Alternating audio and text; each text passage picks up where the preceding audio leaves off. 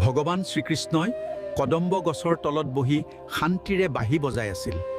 তেওঁৰ ভৰি দুটা দূৰৰ পৰা জৰা নামৰ এজাব্যাধে হৰিণ বুলি ভাবিলে, সেয়ে তেওঁ তীৰ এৰি দিলে। তীৰপাত গৈ ভগৱানৰ শ্ৰীকৃষ্ণৰ ভৰিত লাগিল।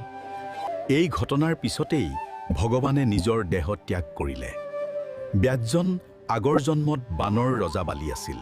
তেওঁক আগতে শ্ৰীৰামে সুগ্ৰীৱক সহায় কৰিবলৈ লুকাই তীৰেৰে বধ কৰিছিল। মই আপোনাৰ শত্ৰু নাছিলোঁ, তেন্তে মোক কিয় লুকাই মাৰিলে? তেতিয়া ভগৱানে বালিক তেওঁৰ কৰ্মৰ কাৰণ বুজাই দিলে আৰু এটা বৰদানো দিলে।